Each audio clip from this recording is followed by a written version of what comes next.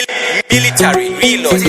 Unarada Kuti juvaship Ninja raburu akubeti company Na na na Ashinu shacho Nyasuta pura TJ Ubeati nandi maiwe Tisubanu vacho Chino uya chino ndiwo nandi no mirase mukono iwe Pashinu shacho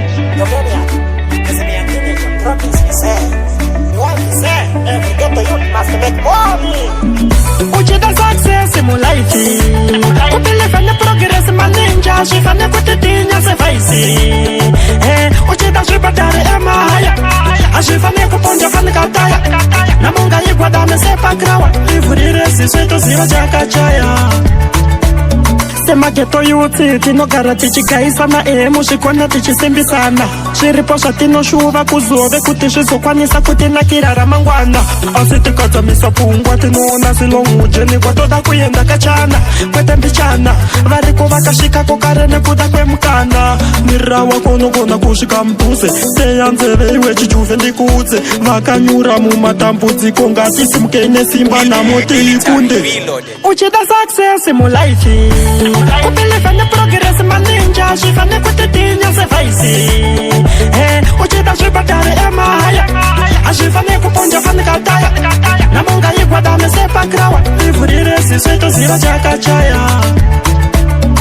Pashinu shacho Nyasota pura TJ Ubeati nandi maiwe Tisubanu vacho Chino uya chino ndiwo nandi no mirase mukono iwe Pashinu shacho Ndakuda oka life Ke papala sika ka emwana wala sika faracho Kushinga kuramba sei kwa ndiri vachizi Vandini chiyangu yigwe chacho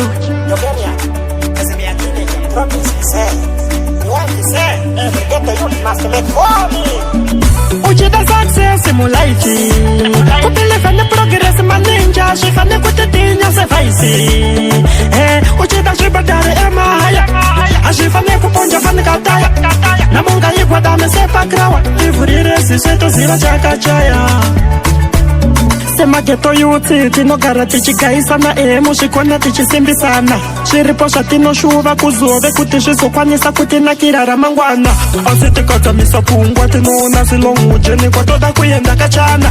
Kwete mbichana variko vakashika kukarene kuda kwe mkana. Nirawa kono kona kushika mpuse. Seya nzeve iwe chijuve ndikuze. Vakanyura mumatambuzi konga tisi mkene simba na moti ikunde. Uchida success in my life. Upile fane progress ma ninja. She fane kutitinya se faisi. Uchida shibadare emaya. She fane kuponja fane kataya. Namunga yigwa dame se pakrawa. Ivurire si sweto zira jaka chaya.